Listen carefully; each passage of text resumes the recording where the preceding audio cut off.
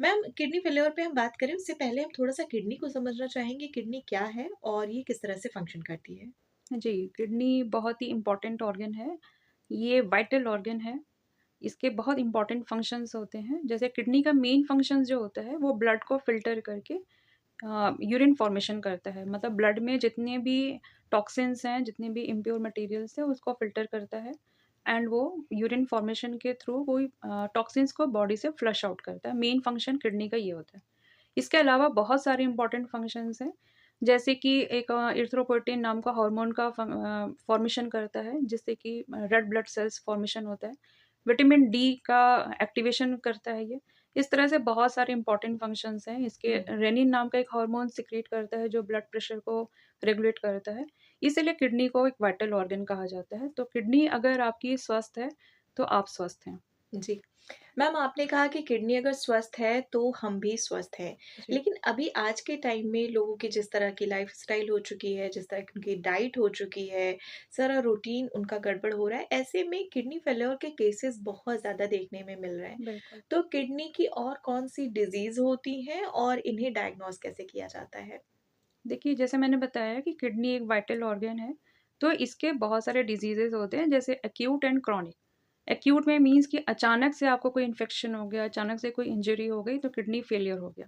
इसके अलावा क्रॉनिक भी होते हैं, जैसे कि नेफ्रोलिथिसिस जिसे हम किडनी स्टोन कहते हैं, ग्लोमेरुलनेफ्राइटिस जिसमें कि ग्लोमेरुलस जो होता है, उसके इन्फ्लेमेशंस हो जाते हैं, नेफ्रोटिक सिंड्रोम होता है।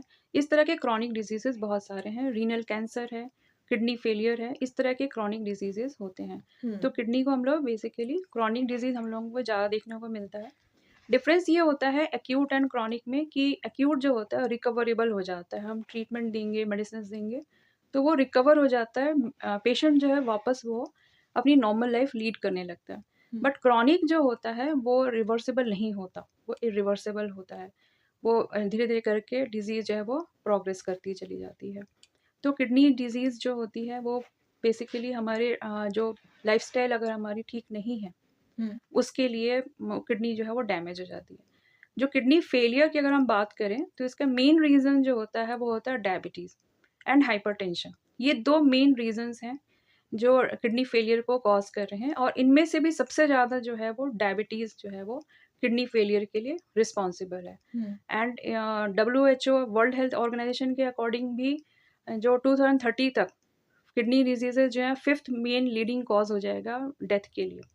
तो इतना ज़्यादा तेज़ी से किडनी डिज़ीज़ेज़ फैल रहे हैं, तो इसके लिए अवेयर होना बहुत ज़रूरी है कि आपकी किडनीज़ को आप कैसे स्वस्थ रख सकते हैं। कौन से ऐसे कारण हैं जो आपकी किडनी डिज़ीज़ क्रिएट कर सकते हैं, आपकी किडनी फेलियर कर सकते हैं। अगर आपका ब्लड शुगर लेवल अनकंट्रोल्ड है, आपका बहुत दिनों तक शुगर लेवल कंट्रोल में नहीं आ रहा है, देन आपकी किडनी फेलियर हो जाता है। हाइपरटेंशन होता है, हाई ब्लड प्रेशर अगर आपका बहुत दिनों तक कंट्रोल नहीं हो रहा है, देन हुँ। आपकी किडनी फेलियर होने के चांसेज़ हैं।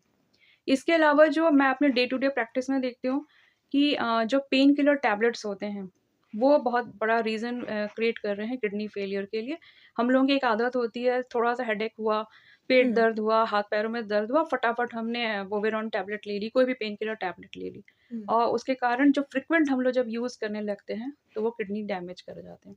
इसके अलावा अगर आपके जीन्स में है, आपके फैमिली हिस्ट्री में है, आपके पैरेंटल साइड में, आपके मतलब अगर दादा-दादी, नाना-नानी साइड में है, आपके पेरेंट्स को है, तो आपको किडनी फेलियर होने के चांसेज़ हैं।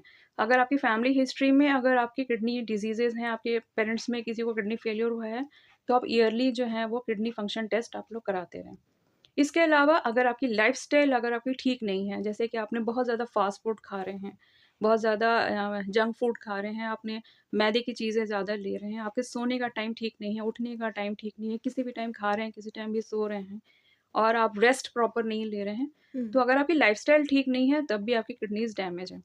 और आजकल जो हम लोगों का एक चलन बैठ गया है, एसी के रूम में बैठ के एकदम एक टाइम पे बैठ के हम लोग लैपटॉप्स चला रहे हैं, हुँ। लिख रहे हैं।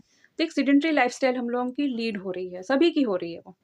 ये एक बहुत बड़ा रीज़न हो रहा है किडनी फेलियर के लिए। तो अगर आपकी जॉब ऐसी है कि आपको लगातार एक जगह बैठे रहना है, तो आप बीच-बीच में उठते रहिए, चलते रहिए थोड़ा। फ़िज़िकल एक्टिविटीज़ में इंडल्ज करिए अपने आप को, किसी हुँ। स्पोर्ट्स में इंडल्ज करिए, आप जिम जाइए, एक्सरसाइज़ करिए, योगा करिए। कुछ नहीं होता है तो वॉकिंग करिए सीधे। हुँ। 3 किलोमीटर्स आप डेली वॉकिंग करिए, 1.5 किलोमीटर जाना, 1.5 किलोमीटर आना। ये वॉकिंग करिए, इससे भी आपकी किडनीज़ जो है वो डैमेज होने से बच सकती हैं।